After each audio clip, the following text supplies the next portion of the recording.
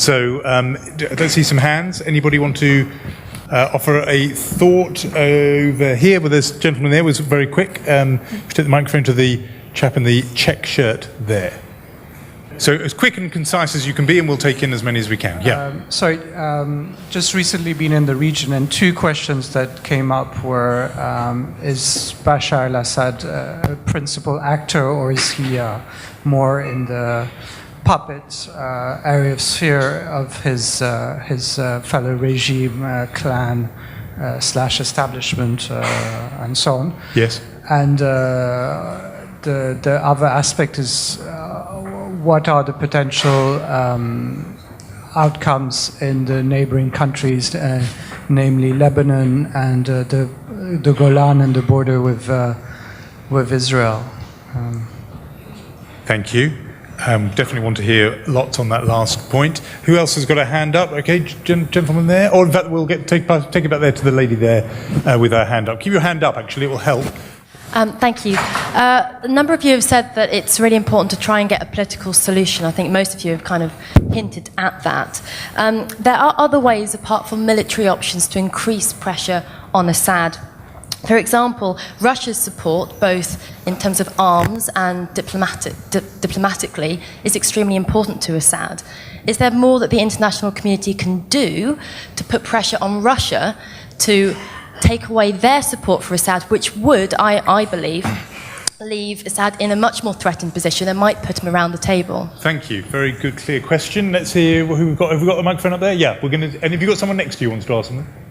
No. So this will be our third and last in this round. Yeah. On the topic of foreign intervention, I was wondering if, the foreign intervention will most likely be led by the United States. I was wondering whether this will be in the interests of the Syrian people and the revolutionaries, or the opposition, or will it be in the interest of AIPAC, which is so powerful, and Israel, a great ally of the US and the West? All right. I've noted that one. Weary only because it's enough to debate Syria without getting drawn into that whole one, to which your intelligence squad has devoted much time in the past. Make your question as brief as you can, yeah. Jonathan, this question is really for you. How come there are 5 members on the panel representing or standing for military action and only one representing the other point of view? One of the reasons I came here is to listen to a different point of view to what is being communicated on a daily basis in the media and television and the press. And I really didn't get it. How did you find that there are 5 who represent military action?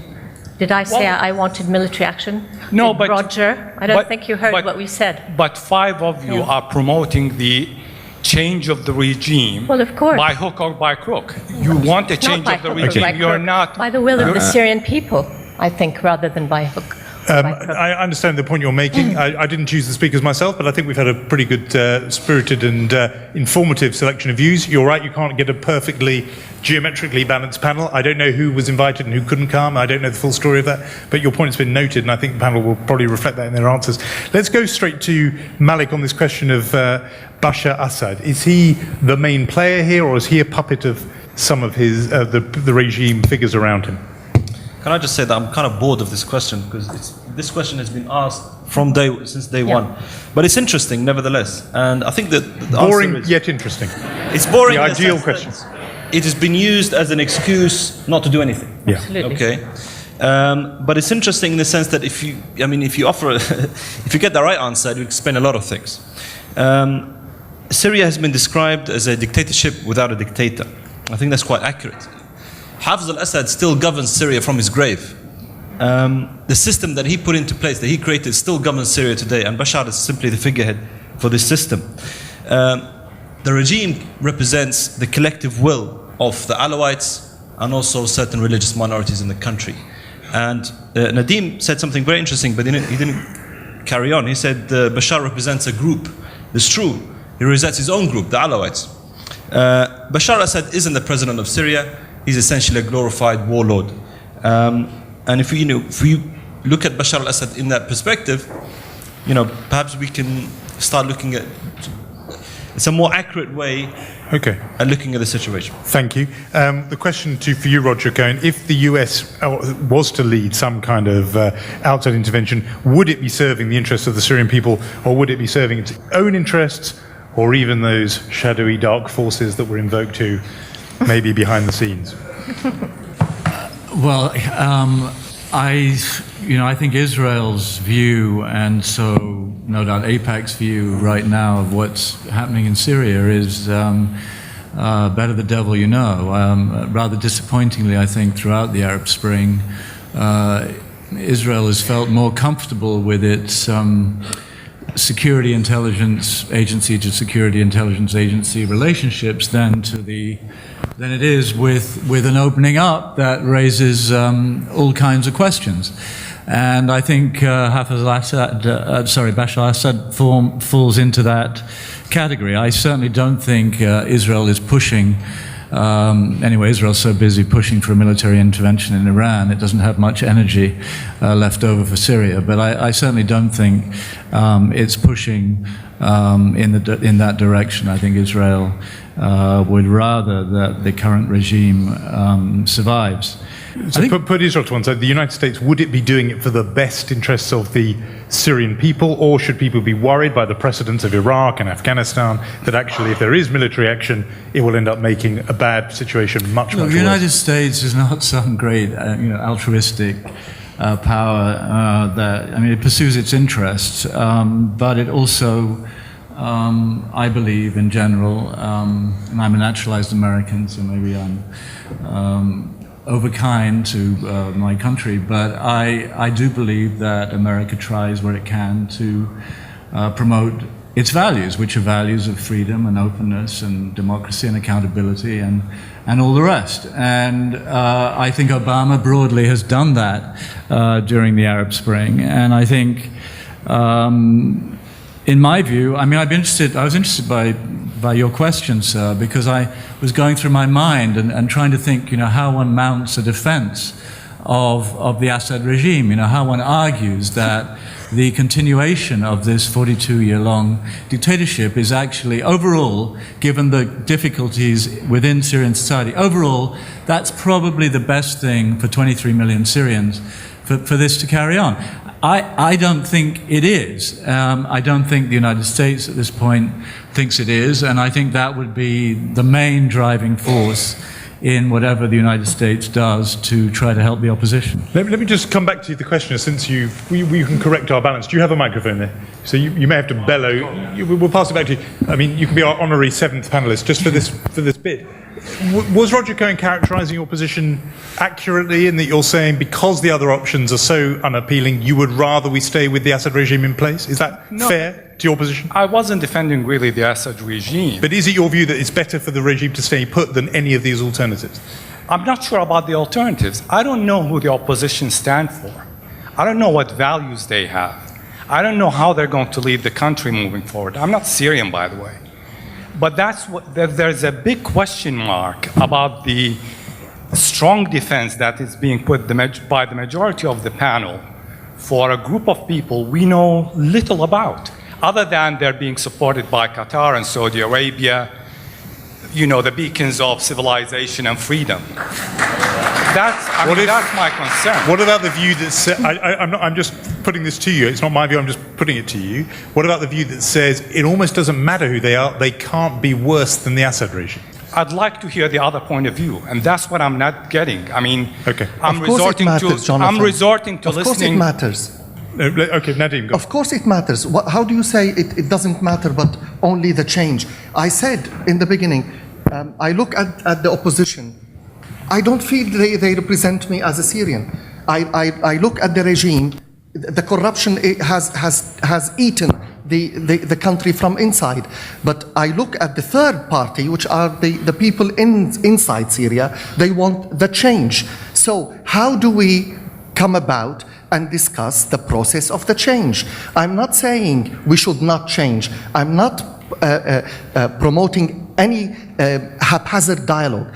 What I'm promoting is, which has not happened in 40 years, I don't agree with that, is an international conference outside Syria. Look at the Ta'if conference. Ta'if Conference finished 22 years of civil war in Lebanon. It finished only when the Lebanese came together in the Ta'if and they found an equation that they all were happy about. Good. And now, what are we happy about as Syrians? We cannot answer the question unless we come all together and find these values that all the people of Syria aspire to. But the regime, neither the regime nor the opposition represent me as Syrian, because they are all the red line is the power. They want the power in any way and every way. Paul Conroy wanted just to come in on this point. Yeah, first of all, I'd like to apologise for the panel for being so rubbish. Look, the priority is, at this point in time, while we're all sitting here drinking water and doing all of that, whatever we all do, people are actually dying every day. People are getting slaughtered. They're not worried about who's going to seize power or who's going to rule the place. They're actually worried about this point in time is getting through the night, hoping the kids don't come home with a hole in the head. All of the stuff we've seen, we've smelt. It's happening now. I agree with this. I think this is a great thing to do. But if we sit here and say we automatically have to rule out any military intervention or arming just because it's ethically a bit wrong, I think that's a mistake, because it's actually what's happening in Syria now is ethically very wrong. And it's actually, we apologise. I wish I had an answer that I could say to you, oh, okay, we'll get a little group together, we'll go off to Geneva, have some coffee and we'll sort it. Till that happens, people are still dying, and that's, I'm really sorry I can't give you that answer. But at the moment, people are not worried about which sect or family, etc. They're worried about staying alive, and it's not just a few people who are worried. This is happening on such a scale that you should think about it a bit more. I'm sorry to attack, but that's the reality. I want to make sure as much as possible that every question that's been asked does get an answer. So I want to put to you, Michael Weiss, this point about Russia. The question said, maybe if there's pressure on Russia, they will then in turn reduce their support for the Assad regime. Can you just give us a very focused answer on that? Yeah, I take a very dim view that the solution for Damascus runs through Moscow, for reasons I sort of alluded to before. The Syrian political and military establishment got much of its training, if not ideological, then certainly its military training, its logistical training, in Russia. And by that I mean in Soviet Russia and in Putinist Russia. Hafez al-Assad was trained as an Air Force pilot in the Russian Academy. The Mukhabarat learned everything they know from the Soviet Intelligence Directorate. Paul mentioned that the media center in Baba Amr was targeted. The way that the Syrian regime probably did that is they traced satellite phone calls coming from that center. That was a tactic that was perfected in the war in Chechnya. If you look at the way that Syria has been sort of running a scorched earth campaign, this is very similar to what Putin did in the late 90s and early 2000s in Chechnya. Grozny is sort of comparable to Baba Amr. My concern is Russia has not even alluded to wanting to see Bashar al-Assad step down, much less have a solution that you might describe as something other than Assadism without Assad. The maintenance of this sort of criminal dynasty in place and all of the sort of fretworks of a police state. I don't see it happening. I think, look, a lot of Syrians, they still travel to Moscow. They keep their money in Russian banks. Maher al-Assad's wife is rumored to be in Moscow at the moment. I think that the Russian solution to this would be essentially just optics, sort of cosmetic solution, and it's not going to stop the killing. This is the thing. The genie on this conflict is already out of the bottle. Let me just briefly go over some statistics to give you a sense of the level of... Really briefly, because I do want to get a couple more questions. Really briefly. The UN estimates that over 1 million people have been affected by this. That's including, of course, 10,000 who are dead, 230,000 internally displaced, tens of thousands more that have fled to neighboring countries such as Lebanon and Jordan. There are 18,000 Syrian refugees living in tents in Turkey. The Turkish Red Crescent estimates that by the end of this thing, or actually not even the end of this thing, they might have to absorb as many as 500,000. Now, this is an unsustainable state of affairs. It's the reason I think that some form of intervention is inevitable. I see what is unfolding now without any foreign assistance, except, of course, Iran, China, and Russia's assistance to the Assad regime, is a catastrophe, a humanitarian catastrophe that is bleeding in to other countries in the region. Fighters are coming in from Iraq, by the way. This is destabilizing not just to the Lebanese political system, but to the very tenuous Iraqi one that the United States has no control over. So I don't see this going away. Also, you have to ask the rebels and civilians to suddenly, let's assume the most magical state of affairs. Bashar al-Assad announces tomorrow that he's pulled all troops from the city, from all the cities and restive zones, and he wants to actually initiate this program of dialogue or reform. Then you're going to ask people who have been made widows and orphans to trust a regime that has been killing, dispossessing, and raping them for the better part of a year. Are they going to lay down their guns and say, okay, we now accept that you're going to do, the business you ought to have done a year ago? I don't think that's a realistic option. I think the fighting is going to continue, even if, miraculously, the regime decided it doesn't want any part of it. Okay, we've got a few hands up. Let's pass that to whoever's there, and then bring it forward here, and the last one will be up there. I have a very quick question for Paul, as someone who's been there recently. Does that mean you've been there recently? Or no. As he has been there. As he's been there recently. I've heard various reports that only about 60%, or about 40% of the army is actually being used. And, I mean, percentages vary, but that a great majority is still in barracks with no access to television or mobile phone coverage. Is that true? And if so, are we waiting for Bashar to deploy this whole sector of the army that doesn't really know what's going on? Okay, thank you. While we take the second question, if you can bring the microphone to the lady here, and we'll hear the one at the back. Yeah. I have a question about, you've touched, I'm a bit, don't quite know, because you said, Roger, that there are talks in Istanbul and talks about possible money and arms, and then Nadim saying that they're not letting any material through, and it's logistically very hard to get stuff into Syria. And what role does Turkey play? Because they're a big player in the region. We're talking about intervention and NATO intervention, the big bogeyman. But what role is there for Ottoman occupier like Turkey, who share a long border, has an army, has the money and a vested interest? That's what I would like to know. Thank you very much. And the last question is here. Did we bring the microphone over here? It's you. There was some confusion. In that case, I'm going to get both of you in. Go on, the lady in purple. You go ahead. Yeah. Thank you very much. When solving a problem, does the panel not think that you have to look at the situation at this moment in time and then sort out the answer accordingly? I mean, at the moment, people are dying.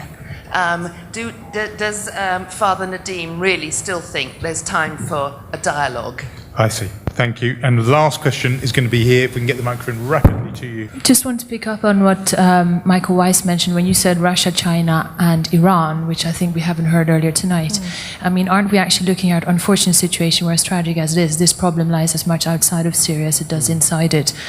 Because we have Qatar and Saudi Arabia on one side, we have Iran somewhere else, and that also links into the question about Turkey and its policy of friendly relations with its neighbours. Aren't we actually dealing with a problem that actually lies outside in terms of the reluctance to intervention? Okay, thank you very much for that. Thanks for all those questions. Apologies to people who I wasn't able to include.